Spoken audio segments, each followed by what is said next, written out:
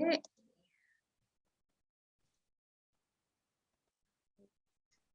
Everything's running. We are live on YouTube. Zoom is recording and Granicus is recording. The mics are on. We're just waiting for Councilmember Mahovy. It's 5 o'clock. Okay, we can give them a minute.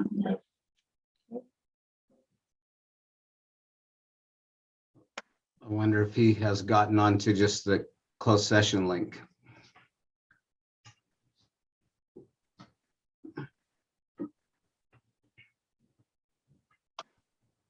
You make that mistake once and Dean will bark at you. So, Yeah, you only do it once, huh? yeah.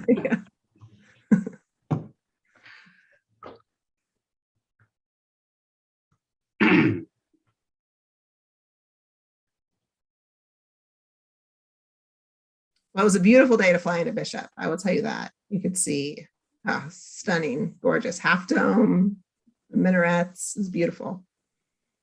So do you, I know we're recording, but so does it comes from the north, but do you go south airport and turn around and come back to land? I just promoted Stephen. It went really far east, like towards Chalfont. Like it went like over the Glass Mountains and then headed in that way. So you landed north to south. That's right.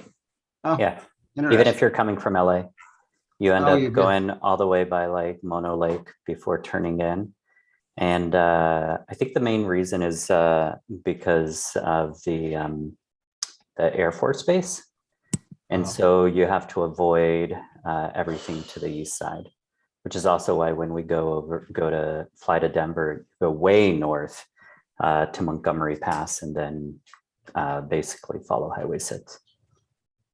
Interesting. And not all flights do the same. Yesterday, my daughter flew from Denver and they landed south to north. Depends on the wind. Right No, there, we they do have a all those. giant loop. Yeah. Yeah. We can land many ways here in Bishop. Unlike, anyway. That's why the All right. airport's here. All right, I'm going to call this meeting to order on Monday, February 28th, 2022 at 5:03 p.m. Can we have roll call, please? Councilmember Khan, Here. Councilmember Garcia, Here. Councilmember Mahovy, Here. Mayor Pro Tem Ellis, Here. Mayor Schwartz. Here. Thank you. Public comment. Do we have any public comment?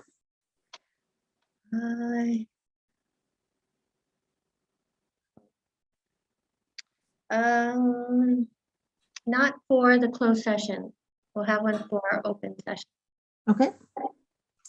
Then we'll move into closed session, public employee performance evaluation pursuant to Government Code 54957, interim city administrator.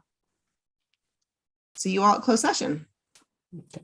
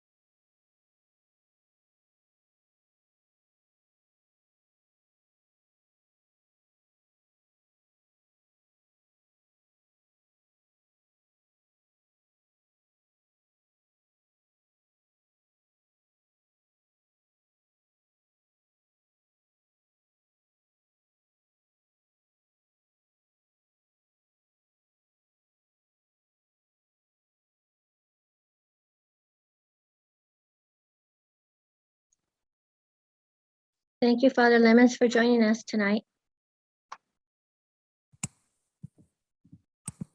Thanks, glad to be here. You sound good.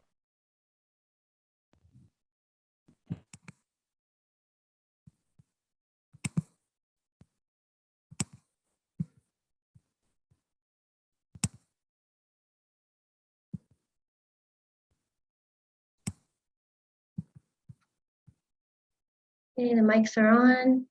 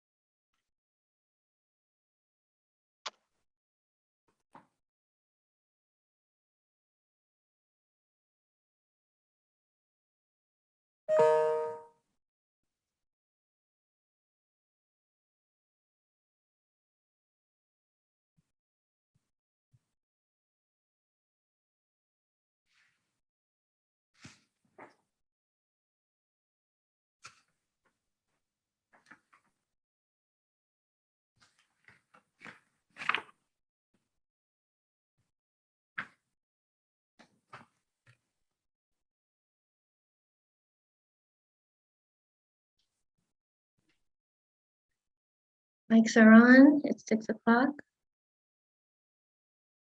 Waiting for Councilmember Mahoney.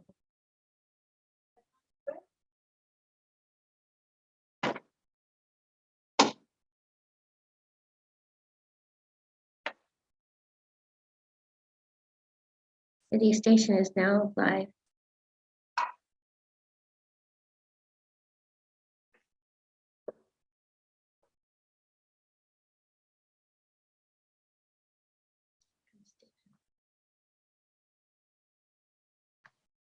Yeah, Mayor Schwartz. Mayor Schwartz and Destin, on item 15A, when it comes up, I'm going to recuse myself on that one. Thank you.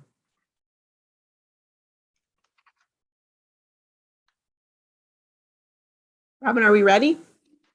Outside of, see, I'm gonna make Dean a co-host and we can move forward. Yep, ready when you are. Okay. I would like to reopen this meeting to open session at 6:01 p.m. Monday, February 28th, 2022. We will have the Pledge of Allegiance given by Councilmember Garcia, and our invocation will be given by Father Cam Lemons of St. Timothy's Anglican Church. So, Father Timothy. Let us pray. Our Father, who art in heaven, hallowed be thy name. Thy kingdom come, thy will be done, on earth as it is in heaven. Give us this day our daily bread, and forgive us our trespasses as we forgive those who trespass against us. And lead us not into temptation, but deliver us from evil. For thine is the kingdom and the power and the glory forever. Amen.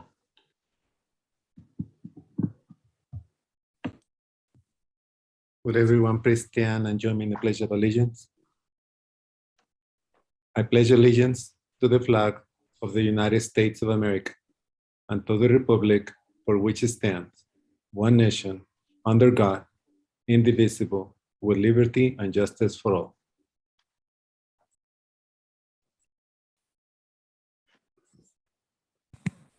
Roll call, please. Councilmember Kong, Here. Councilmember Garcia, Here. Councilmember Mahoney, Here. Mayor Pro Tem Ellis, Here. Mayor Schwartz. Here. Thank you. Public comment. Notice to the public. This time is set aside to receive public comment on matters not calendared on the agenda. When recognized by the mayor, please state your name and address for the record, and please limit your comments to 3 minutes. Under California law, the City Council is prohibited from generally discussing or taking action on items not included in the agenda. However, the City Council may briefly respond to comments or questions from members of the public. Therefore, the City Council will listen to all public comment, but it will not generally discuss the matter or take action on it. And I would like the public to know that we are pulling one item from the agenda, which is under new business, item B, discuss draft downtown Bishop specific plan signage and design guidelines.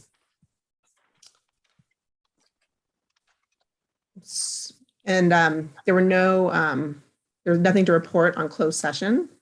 And I would like to move on to the City of Bishop's values statement proclamation. Excuse me, Mayor, I'd like to read the public comments received. Oh, I'm sorry.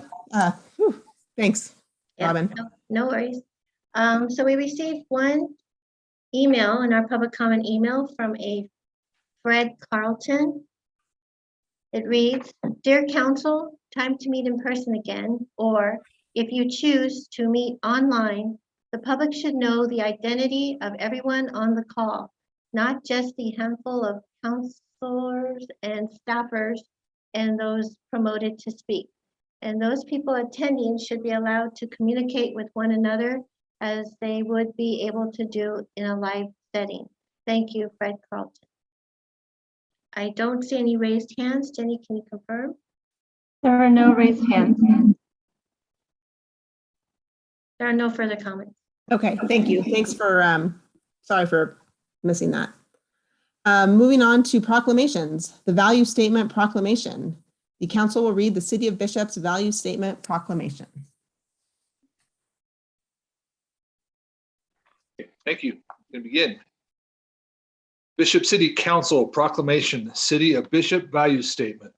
Whereas Bishop is a small town with a big backyard, and Whereas we value our diverse communities for the asset that it is, one that is integral to our livelihood and our well-being. And whereas we value our land for its beauty and natural resources that attract visitors and inspires all of us who live here. And Whereas we value and recognize the Numu, the people, who first inhabited the Payunaru, land of flowing water.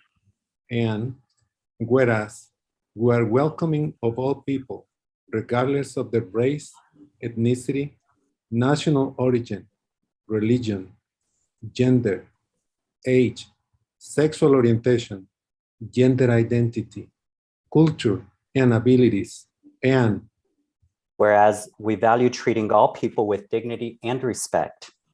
And whereas we recognize, value, and respect each other and are committed to reject all forms of discrimination. And Whereas we value our differences as well as what we have in common and choose to let that be what unites us. And now, therefore, be it proclaimed, I, Karen Schwartz, Mayor of the City of Bishop, along with the entire City Council, do hereby proclaim Bishop, California, a diverse town with a big backyard for all seasons and for all people. In witness whereof, I have hereunto set my hand and caused the seal of the City of Bishop to be affixed this 28th day of February 2022. Fantastic. I think this should go on the homepage of our website. Thank you, Jose and Stephen, for updating it. it's our pleasure. All right, we're moving on to retirement of police officer. We'll have presentations made to Bishop Police Officer Brian Rossi for his many years of public service to the City of Bishop. Is Brian here? I'm here. Brian. Hear me? Yes. So I don't know if you can see this on my screen. It's not really that great of a, anyway, you have this tile that is presented to you from the Bishop City Council, and it says, "To Brian Rossi for serving the City of Bishop, police officer, July 19th, 2004 to December 26, 2021, from the Bishop City Council 2022. And we'll have this for you in City Hall, and I want to thank you very much for all your years of service. And I hope you truly enjoy your retirement and spend all your days idling and doing whatever you want. Enjoy. Thank you. I appreciate that. It was a wild ride, and I enjoyed my 5 months of brief retirement playing golf, and went back to work for the Department of Water and Power, and I get to work 6/12 this week. So not much retirement, but and thank you guys very much. If I could sum my career up in one word, it was an unbelievable ride, just unbelievable. And thank you guys. I enjoyed it. Learned a lot. Oh, fellow coworker Brian Rossi. Hey, Jim.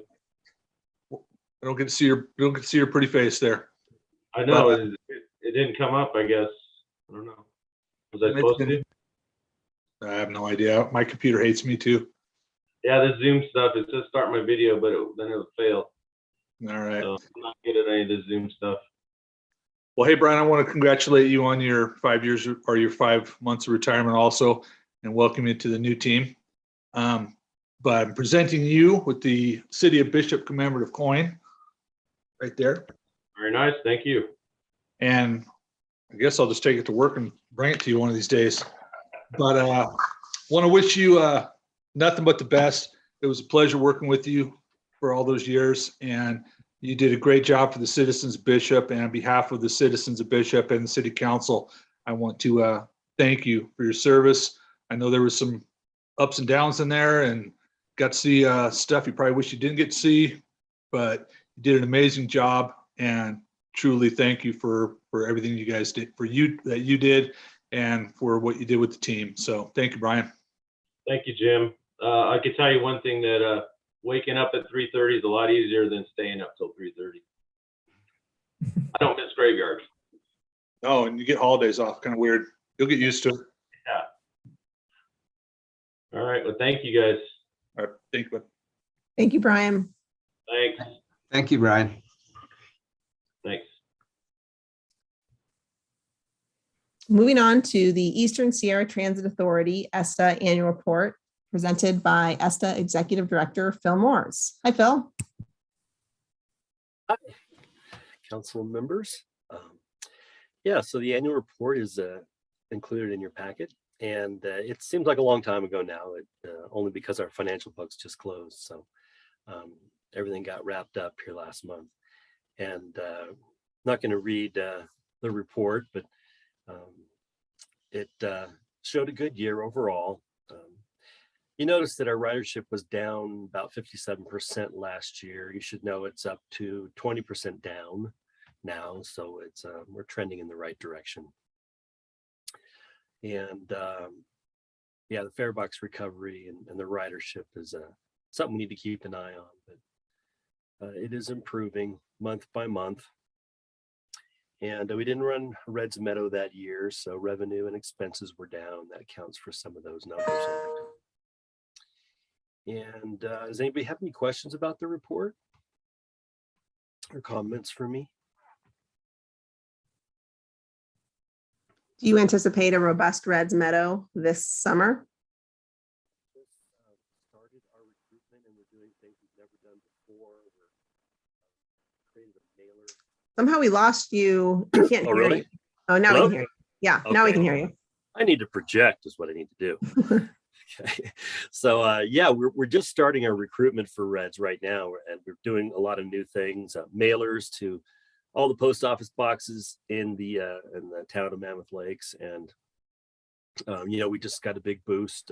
They got a big boost in wages, and I'm partnering with the town of Mammoth Lakes. We're working on a contract to increase our full-time positions. And the partnership is a job sharing situation where the town will put our employees to work in the shoulder season. And we're hoping to hire 4 full-time people that will not be seasonal. They'll live in the area, and they'll have full-time benefits and more of a career track. And you know, the whole goal is to reduce our dependence on seasonal workers because they've become scarce and they're expensive to train. So I like the idea of the job sharing, and I'm glad the town's going to help me make it work. They're going to work them in streets and roads and parks and rec. So I'd encourage any of you guys, if you have job sharing opportunities with other partners in the vicinity that would improve a job to a full-time career track position, to pursue it. And I now have a template for a contract if you're interested. Oh. Phil, you mentioned in your report that you were going to be getting some new buses. Do we have a timeline for that? And did you order them with the child seats? You bet we did. So yeah, Councilwoman Khan got some comments from her constituents about children and car seats and buses. And so we kind of put our heads together and we discovered a conversion seat that you can put into a bus. So yeah, it's a normal seat, and then you pull it out and you can put a child in it and strap them in, and so it's pretty neat. And all new buses will be ordered with them when they can. So 10 new vehicles are approved for purchase. 6 of the vehicles you'll see on the 395 doing the Lancaster to Reno kind of a deal, and Lone Pine to Bishop, Lone Pine to Mammoth. You'll see big, beautiful buses. We have a new design, a new paint scheme on the vehicles, so they're gonna stand out. You're gonna notice them. We've got a few Bishop Dollaride buses coming, like the usual, cutaways you see. And I think we just had a van charger, electric van charger installed Friday, and we bought a Ford Transit 350 EL. It's a 9-passenger van with wheelchair stations, and it will be all electric, and it'll be serving Bishop Dollaride. So you'll see that cool vehicle floating around. You know, timelines are tough right now. They're giving me all kinds of excuses why they can't deliver on time, and so I don't know. I'm hoping we'll see most of these vehicles within the year. Probably the electric vehicle first, if I'm correct. But yeah, so the Bishop Dollaride stuff is looking good for vehicles, and we'll also have some vehicles to shed. So as we receive these, about 9 or 10 new vehicles, all serving the Bishop and Inyo County area, we're going to have to get rid of some of the vehicles that we have for a song and maybe a dance, but we're going to get rid of them. They'll be a good deal. And so I think we all know there's some people in the community that could use a vehicle, whether it's a church or some other organization that you serve on, that the boards you serve on. Keep that in mind. They'll be coming available in the next year or so. Thanks, Phil. You're welcome. Any other questions from any council members? Any questions from the public? Okay, thanks so much, Phil. Nice to see you all. Have a good night.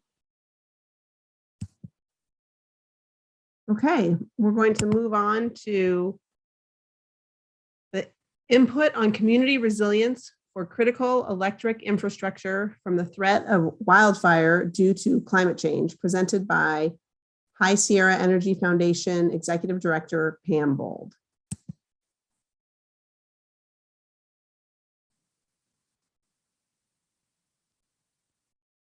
Hi there. Sorry, I think I got kicked out there for a second. So I'm not sure if will the presentation be presented to you, or is it just in the board packet? Robin, do you know, will we be sharing the presentation online?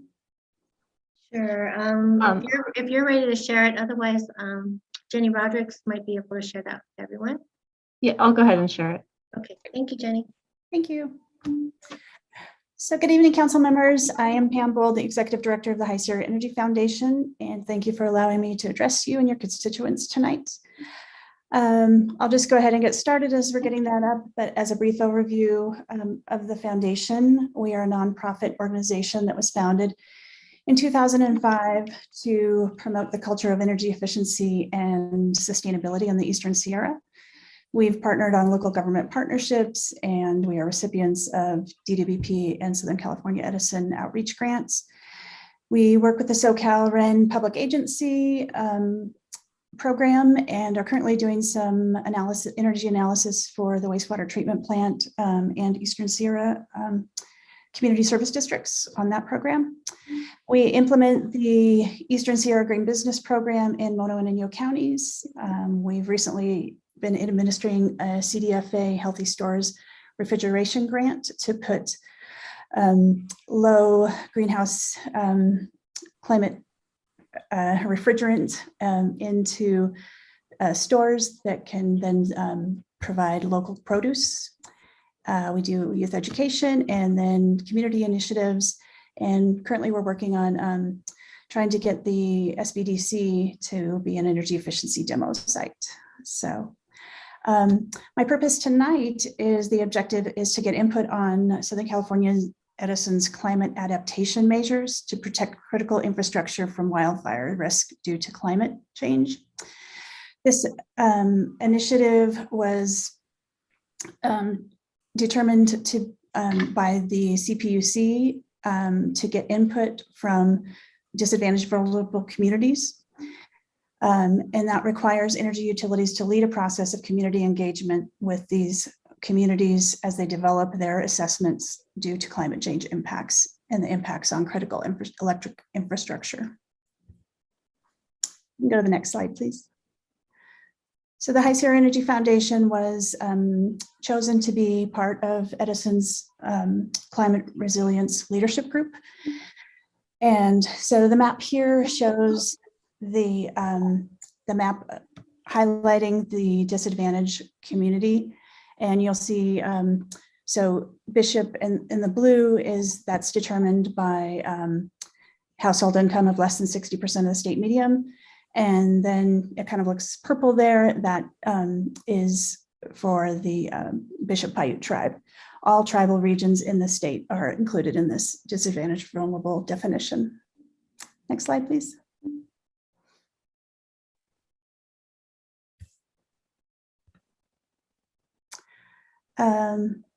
So this is Edison's assessment of the risks that are associated with impacts to their critical infrastructure. There are things I think that most of us all are aware of. And, especially, timely, I guess, that we just recently had the fire last week in February. So certainly that is something that we all need to take note of and see what some of the mitigation measures that they propose will have an effect on fire mitigation. Next slide, please. Again, so we would be dealing with increased temperatures, not sea level rise, but I think everything else on this chart, snowpack, either increasing in precipitation events or declining in the actual snowpack, drought, and fire. Next slide, please.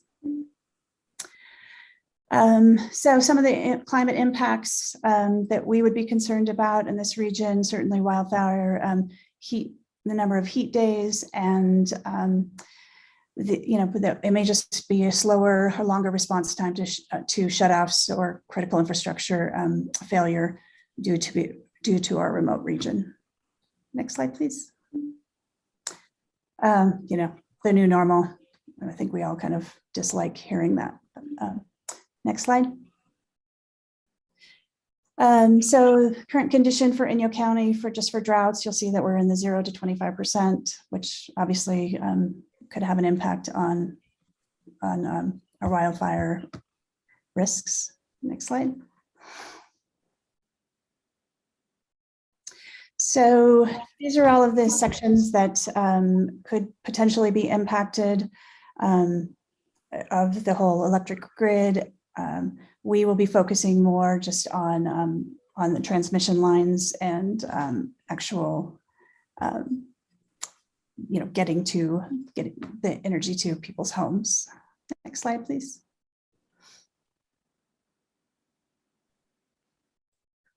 I'm sorry, can you advance the slide?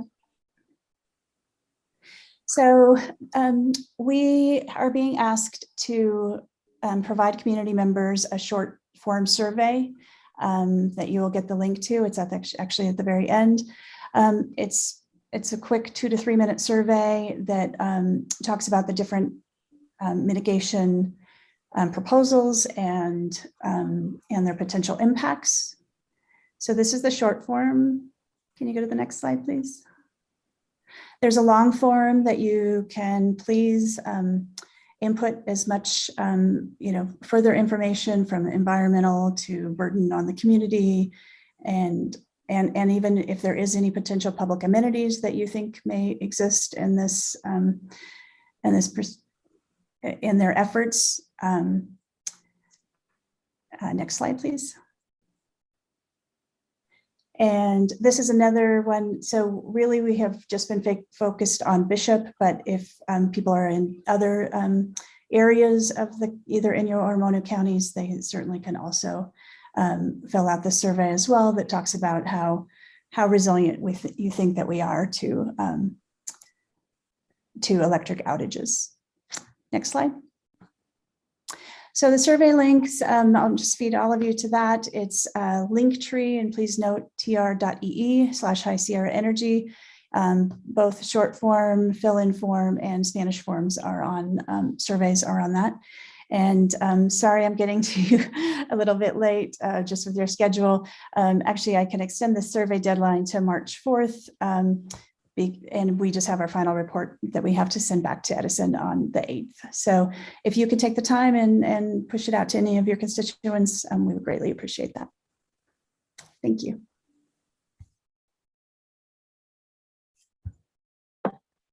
Pam, do you want people who have DWP as their carrier to fill this out as well, or only Edison customers? Yeah, that it's difficult down there, just with one side of the street being on one and one of the other. Transmission lines could be potentially impacted. If transmission lines are impacted, then obviously it could be for either of the utility providers. So I think it's just good data to have, regardless of who their actual provider is. Thanks. It's a good question. Thank you. Thank you, Pam. Appreciate your coming. Okay, thank you. Okay, moving on to the Chamber of Commerce and Visitors Bureau update, Executive Director Tawny Thompson. Good evening, council and staff. Thank you. As always, I really appreciate the opportunity to give you an update on what we've been up to. I'm going to start. I gave you guys a written report, so I won't read it all. But just to tell you, we just got back from the Visit California Outlook Forum, which is the annual event for all of the tourism professionals throughout the state. It was a smaller group this year, due to COVID restrictions and things like that. But it was really good to be back in person. It was really great to fly there right out of Bishop Airport and right into San Francisco. And so we actually flew back on the day of the airport fire, which seemed like it was going to be a little bit scary, but it really was just fine. The pilot landed just fine, even in the wind. So that was great. We learned a lot and networked a lot with other professionals. Some of the highlights we're hearing from the Visit California international representatives that are in several different countries, and hearing how the pandemic has affected international travel and the desire to travel back to the United States, and kind of what their restrictions are. It's all over the place, just like it is here, lots of mixed guidelines. But one thing is for sure, and people are very, very interested in returning to the United States and specifically to California. So that was a very optimistic thing to hear. Also heard from a young man who is a Gen Z, who is the next, target market we'll be dealing with. And boy, they had a lot of really interesting things to say. So excited to implement some of the strategies he said were important for communication with this next up and coming group of travelers.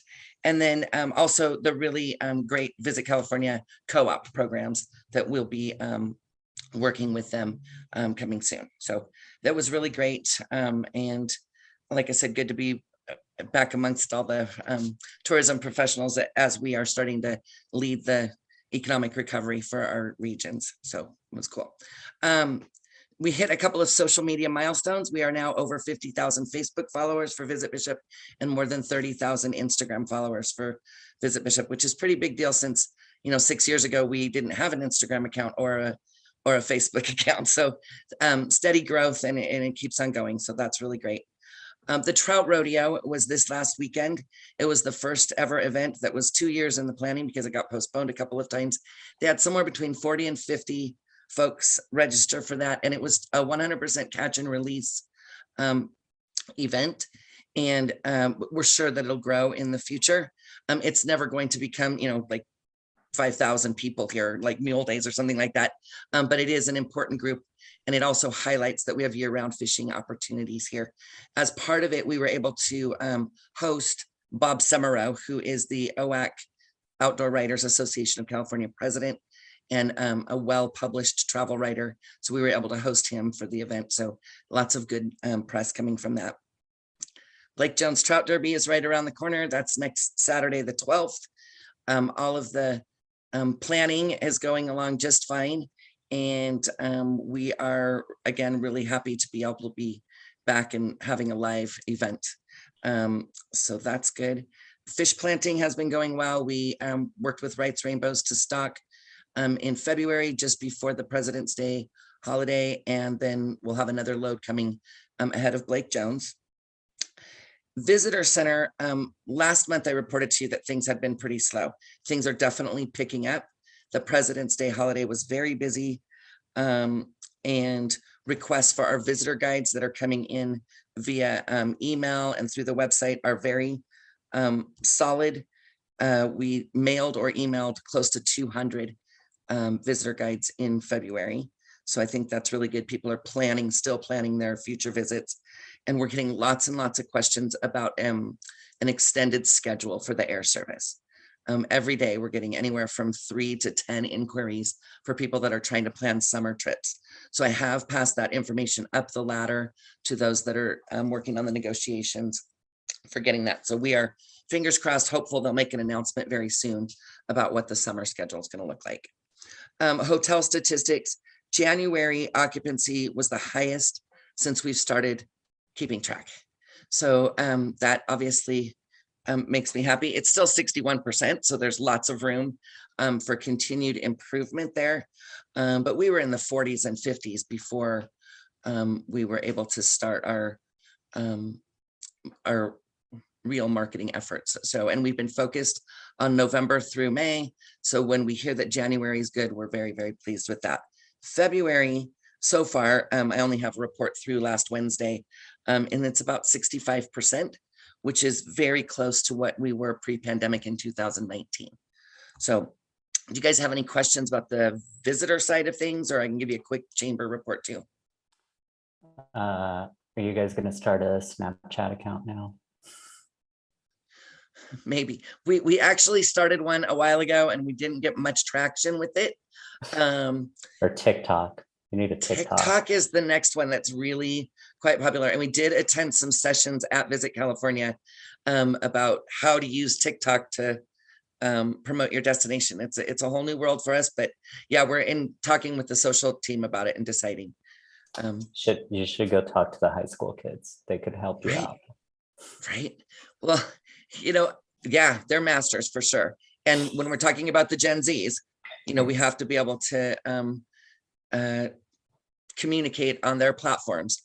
So they have a lot of spending power and they're travelers too. So yeah, we're investigating it. Switching gears real quickly to the Chamber of Commerce side, something I forgot to write in my report is that we recently celebrated the 20-year anniversary of one of our employees, April Leeson, in this month, February, reached the 20-year milestone. So we're thrilled that she's stuck with us through thick and thin and changing job descriptions almost monthly. And she's been really great. So just publicly like to put a shout out to April. And she's been doing a great job with membership. We have 3 new members to report since our last meeting, and that's Nutrition 395, the new Bishop Beverage Center, and Dr. Michael White, who's the dentist out at Toyabe. He joined as an individual member. He likes what we're doing. And we're very hopeful. I understand that you guys are considering going back to in-person. We're very hopeful to start doing in-person networking mixers and luncheons in the near future. So that's all I have for tonight. Unless you have questions, of course. Thank you, Tani. Appreciate the report. I appreciate the opportunity. Thank you.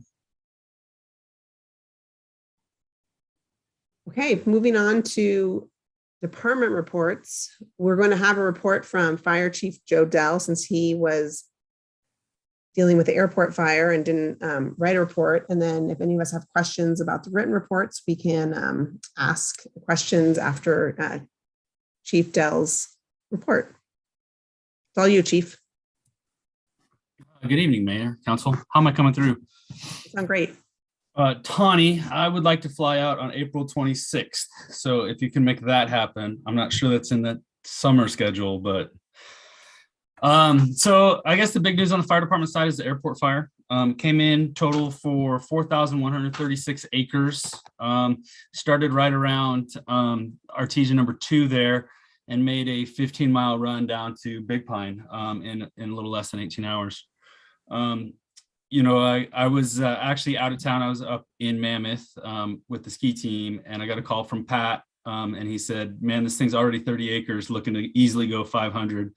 So I packed up my ski boots and then made it down in time to start working. The Bishop units, we had 2 engines with 4 people on it each, and 2 water tenders and 2 fire chiefs, Chief O'Neill and myself assigned to the fire assisting. And then that left about 9 other firefighters in town available, which was a good thing because we also had a simultaneous reported structure fire and then some power line down calls. So we had an extremely busy day. And then the firefighters on the line worked almost a 24-hour shift before we were relieved the next day.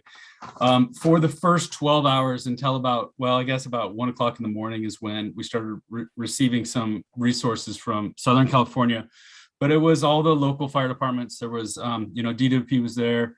You know, the local CAL FIRE contingent was there. The Forest Service with their skeleton winter crew was there. But a lot of the hard work went to local volunteers. So I know that the Bishop guys, my guys, were extremely working hard. And then I got pulled out of the command center and sent down to the Caltech with some engines from Lone Pine and Big Pine, and we put a pretty fierce stand in there as the fire hit us pretty much head on. We used a bulldozer from DWP to making some big line, and then the local engines helped bump it around Caltech with hoses and make sure we put out any spot fires that landed inside the facility. Other than that, you know, the crews were kind of released the next day around 10 or 11 in the morning. So they put in almost a full 24-hour shift, and then they all went to sleep. At the height, the fire had 51 fire engines from around the state, 8 water tenders, 3 helicopters, 7 dozers, 16 hand crews, and 48 overhead personnel for a total of 680. And, you know, they were here for about a little bit over a week to make sure that didn't flare back up. It was wind tested a few times as the fires came up. So pretty exciting. We are used to river fires, but no one that I've talked to has seen one that's went 15 miles. So, and our most recent one before this was, of course, the Pleasant, which was right before I started 4 years ago, almost to the day right now. And, you know, it went from the Pleasant Valley Dam, you know, close to 5 bridges. So we see these quite often. The fires do like to run along the riparian areas. So they like the willows and the streams and the brush from the creeks and rivers. And so that's kind of where they go, and they align with the wind and the topography, and they just go. I would have liked to stay at the incident command post. I would have been able to update you guys a little bit better and be a little bit more in touch, but we were short on people to actually just go manage. And so I was thrust into the firefight, which was unfortunate, but I feel pretty proud working with the group that I did and doing the work that we did. So other than that, fire department remains busy, and unless you guys have any questions, hopefully I'll have some written reports for you next time. I have a question, if I may. Obviously, the question on everyone's mind. So, do we know how it started? So of course, CAL FIRE's doing the investigation, and I would be hard pressed if I let out what they were working on. I wouldn't want to be any detriment to any investigation or any criminal stuff that may happen. So Okay, yeah, because that's a popular camping area, and so I'm sure, of course, the speculation is obviously that it was an unattended fire. yeah, So- that's the current speculation for sure, but I don't have any official word. Okay. I'd like Believe it to or not, add- I'm the last to learn about that stuff. I would like to add one little funny story about Joe on that fire. Him and I kept in contact for quite a while at night, and I asked him where he was located, and he said at the ears, there at the big ears. And I said, are they gonna make it? And he says, if your fire chief's worth a darn, they're gonna make it. Well, we still have them today, so we got a pretty good fire chief. I think that was censored. It was. Yeah.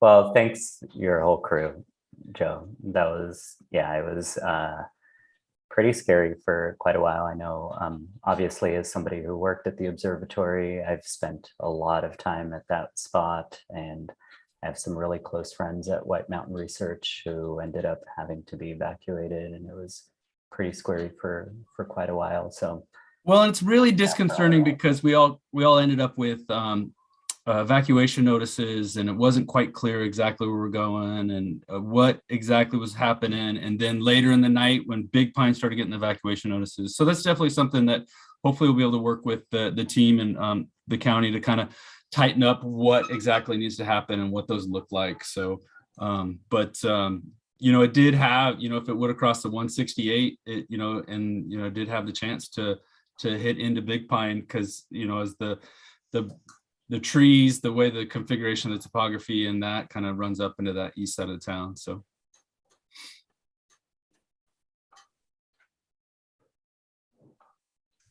All right, well, thank you, Joe. All right, have a good evening. Does anyone have any questions from any of the department head reports? I only had one comment. That I really appreciate this format. I think it's great, and I definitely really enjoyed seeing the vision statement of our PD. So I thought that was great. So good job. Yeah, I reached out to Chief Standridge, and he already was on it, but I was like, we should have this up in the PD, right when you walk in the office and on the website. He was like on it. So 2 steps ahead of me.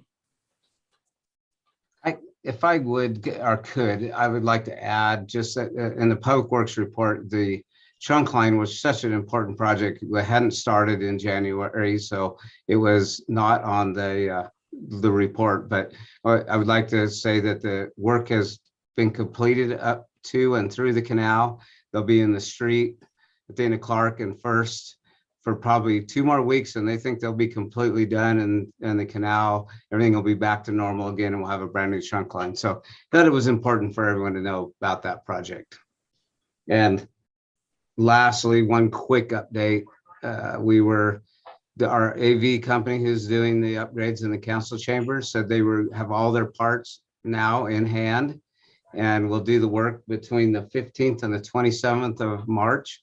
So done just in time for us to go back to live council meetings if you all would like on the 28th of March.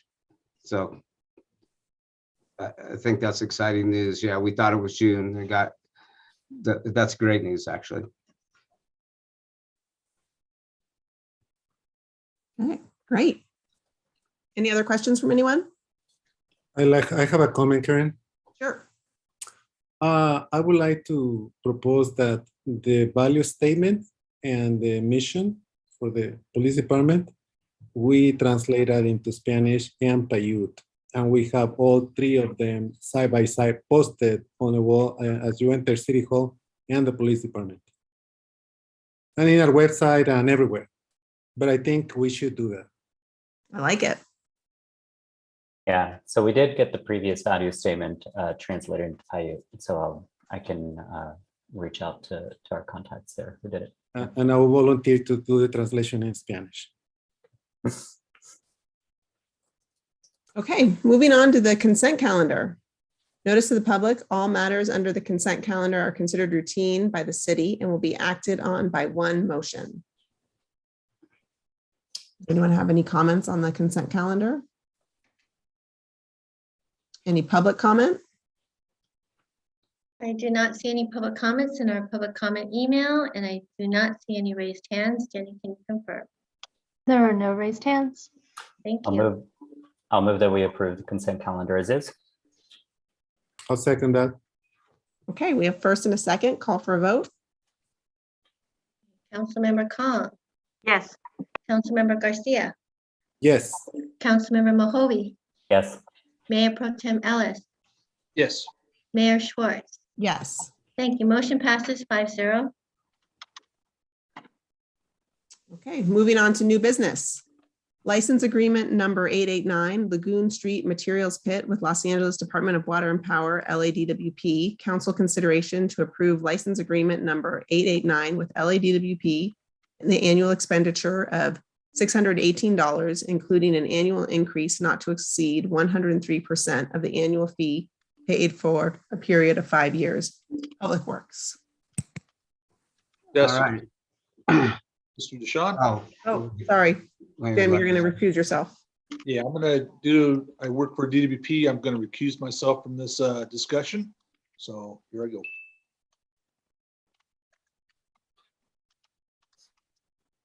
All right, good evening again, council. So this item I first brought to you back in December. It's to do with the materials pit that the City of Bishop Public Works uses located on South Fowler, just right at the dead end of South Street. DWP has a need to use that area, which currently is their property, and they are letting us use it for the last, I will say, 50 years. But their change of uses and the way they're trying to configure their construction yard, they have asked to move us over to Lagoon Street, about Lagoon and Edwards to be exact, right at the back edge of their current yard or their expansion of their yard. The city uses this pit for materials storage for construction, trash sweeping debris from the street sweepers, and then also has a fill stem for water trucks over there as well. The city needs to have a pit and needs to be located somewhere centrally within the city so that we're not running back and forth to the dump or to the sewer plant or something. Street sweepers just aren't made to do those kind of trips. With that said, the Lagoon Street pit idea is probably more located, more advantageous to the city, where you're not trying to pull street sweepers out on the Fowler Street at 35 miles an hour traffic. Just all around a good move. When I last brought this to you, there was some question raised about the CEQA process and does that need to be taken care of? LADWP is a lead on this. They had their environmental folks came up with a determination that basically says it is not subject to CEQA because it is not a public works project and the disturbance is minimal. Therefore, no CEQA process needs to be completed from there. So answered that question. And there's also a question I think that was brought up about the 103%. You know, it's a matter of really semantics. What that truly means and they're going to clarify it in the formal agreement, is parentheses 3% per year.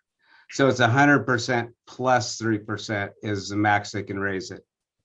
And they also, I guess it's important to note, the $618 fee, the only reason they're doing this is a new agreement and they have to have, that's the minimum charge that they can require of another government agency. It's only allowed in government rates. So we're paying $613 that we never did, but at this point it's far exceeds trying to purchase property to do something somewhere else. At this time, I would like to, I've lost track of it. The recommendation of Public Works is approve the license agreement with Los Angeles Department of Water and Power and the annual expenditure of $618, including an annual increase not to exceed 103% of the annual fee for a period of 5 years.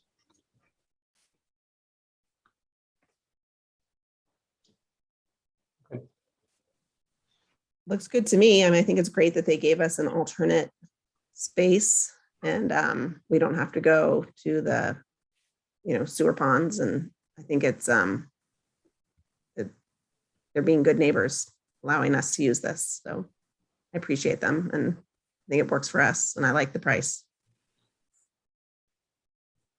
I'd also like to add that I know there was one public comment the last time about backup alarms early in the morning. Unless there's an emergency and we're working on a water leak in the middle of the night, the sweeper, I will request our sweeper to not go over and dump his early morning Monday and Friday Main Street sweepings until 7 o'clock and not show up over there at 5:30 and start, because that sweeper makes a lot of noises, beeping when it's dumping, beeping when it's backing up. So I will make sure that we do all we can to avoid creating more noises over there. And Dustin, last time this got brought up to us, I think one of the main concerns that we had was since GWP does own a lot of property in the city of Bishop, that we wanted to identify kind of a point person that they would contact us before making changes and decisions in how they use their empty lots. So did that end up happening? Do we now have a better relation with regards to those sorts of issues? Yes, I've worked on that and I've actually now have pretty normal communication with Adam Perez, the aqueduct manager. That'll work on the water side. And then David Pratt, who's running the power side of LADWP, has actually been very good and we continue to talk. And so we have that standing agreement. David is excellent. And even if he's moving a power pole, he'll contact me and say, Destin, is this going to affect anything you're doing? So I'm developing that relationship as we speak, amongst many other things with DWP that we're working on.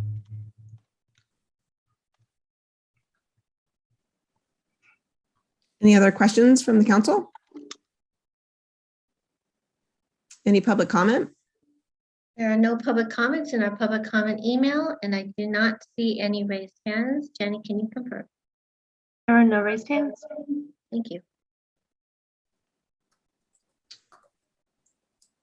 Would anyone like to make a motion?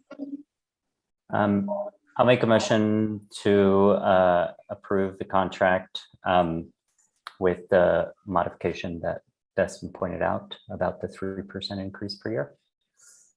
I'll second that. We call for a vote. Councilmember Kong, Yes. Councilmember Garcia, Yes. Councilmember Mohovi, Yes. Mayor Schwartz. Yes. Thank you. Motion passes 4-0. Thank you, council. Okay, and like I said previously, we're going to pull item B from the agenda. So then that moves us on to, let's bring Jim. Oh, Jim's back in. Hi, Jim.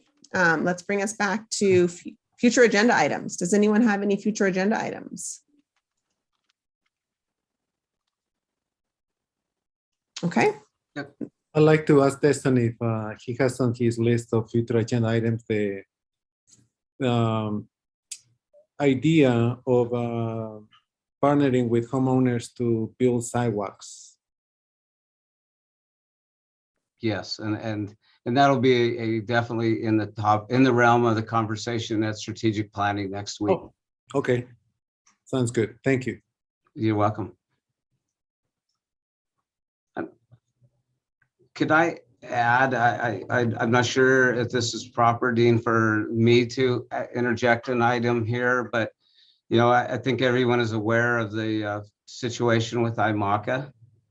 And I don't know if the council, they've reached out to all members, all the agencies within the city or within the counties, the region, actually, I'm sorry.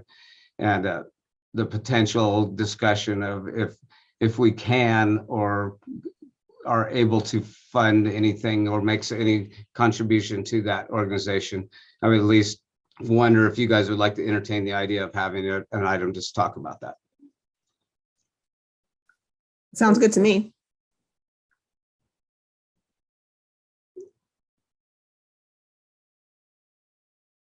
I don't see that there's any harm in talking about it. Yeah, I agree. And I think it's not that we have to do anything. We may financially not even be in a position to do it, but at least discussing, I think in 2 more weeks, we may have a better handle of what exactly their financial hardships are and what programs that may be beneficial within the city that we want to make sure that they continue or at least have a chance. So.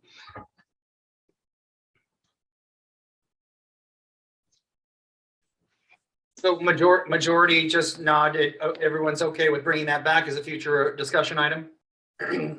Thanks. You have your direction, Destin. Yes, thank you, Council. Okay. Let's move on to council and committee reports. Jim Ellis. Let me unmute. Okay, been fairly quiet. About a week and a half ago, I attended the Cal Cities Desert Mountain League meeting. I told you guys I was going to be going down to in Apple Valley. Long, fun drive, but the president of the league was in attendance, and I had an opportunity to speak to her for a little bit, let her know about Bishop, and she knew the area. So we do have I guess a little in with the president. She at least knows that Bishop exists and who we are. And she asked about bread. There was a couple discussions that came up in the meeting that was of interest to me, and I think to the city. And on our agenda for that meeting, I think I told you about was to talk about some local control discussion that California has been kind of stepping over their bounds, I believe, in my opinion, over local control over property issues with the passage of SB 9, SB 10, which kind of takes local control away from local entities and throws a big blanket on what can be done with housing. So just a heads up, there's an initiative that's starting to take shape in California to go on, hopefully on November's ballot, and they're seeking signatures. And that was a topic of most of our discussion, that basically rolls back a lot of that through a Constitution amendment to the state of California. So it kind of puts the brakes on everything there and gives control back to local jurisdictions. The league itself is not going to take a stance on that. In our division, we're kind of going to not take a stance, yes or no, do we support it? But there are cities out there, and the option is for cities to look at it. City of Gilroy just a few weeks ago basically passed a proclamation supporting the initiative to get back control. And then the other topic, just a quick one for you guys, was San Bernardino County Sheriff came and spoke for quite a while. Amazing speaker and kind of tied in a lot. I know what their problems down in the San Bernardino area, Victorville, and some of the cities in our league are a little different than ours, but there was a discussion that California within the law enforcement community and also within our little realm at the city council levels are starting to take a really good look at the past. I don't say mistakes, but there were laws that had unintended consequences. Prop 47 was one of them.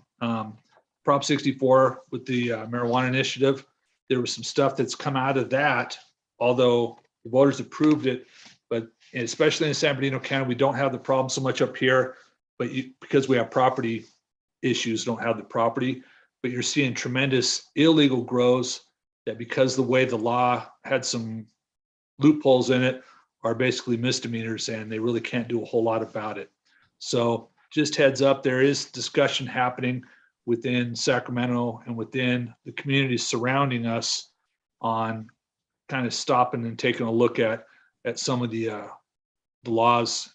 And Prop 47, one in particular, and I'll make this quick, was the where they raised the limit to $990, I believe, or you could steal something in a store and it's just a misdemeanor up to $990.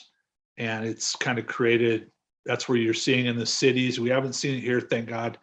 The smash and go robberies that are prevailing around the state. That's a hard word, Karen, but I'll work on another word. So that's about it for that. It was a great meeting. Next one coming up will be in 2 months, and I'll let you guys know and be honored to have any of you attend with me. So that's it for me. Thanks, Jim. Jose?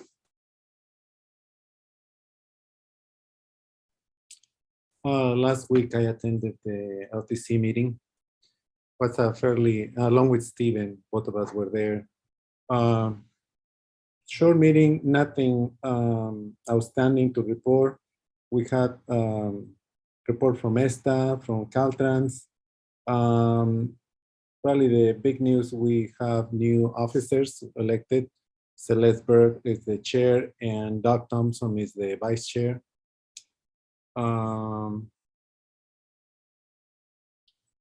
That's pretty much it. I'm sorry, Steven, anything else you can add to that? Or Destin, you were there too. That was it. That's all from me. Okay. Steven? I attended the LTC and that was about it. Yep. I did take the opportunity on the long weekend to go on a exploratory tour of Southern Inyo County. And I went to the date farm finally. But it was pretty cool. Okay. Karen? Well, I had a really exciting meeting with Megan from the county to talk about housing issues, workforce housing and low income housing. And it really got both of us energized and ready to sort of tackle this as a project. And we're going to continue to meet and figure out what the needs are with the hopes of getting things going and having a plan in place so that when we're able to get a hold of property, then we'll know what we want to do with it. So I'm pretty jazzed and excited about that. That's great. I didn't have anything. I had a very light 2 weeks, so I don't have anything to report on. I did forget one thing, which share. Karen reminded me.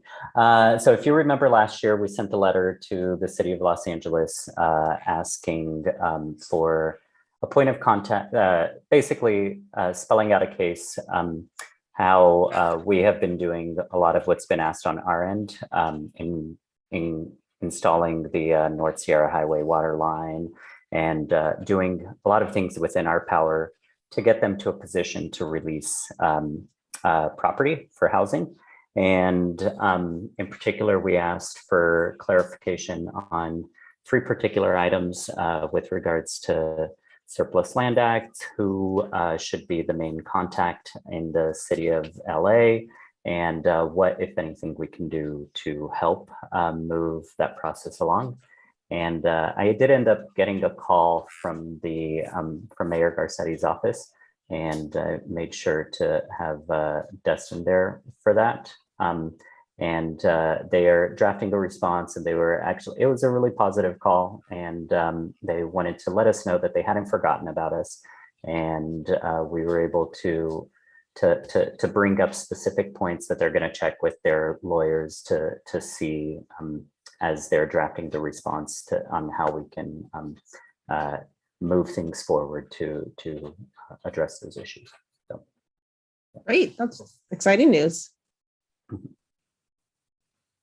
Okay, well, I'm going to adjourn this meeting to Monday, March 14th, 2022 at 6 p.m. in the City Council chambers or Zoom. Not the chambers, at Zoom. And we'll see you guys then. Have a great evening. Good night. Bye, everyone. Bye-bye.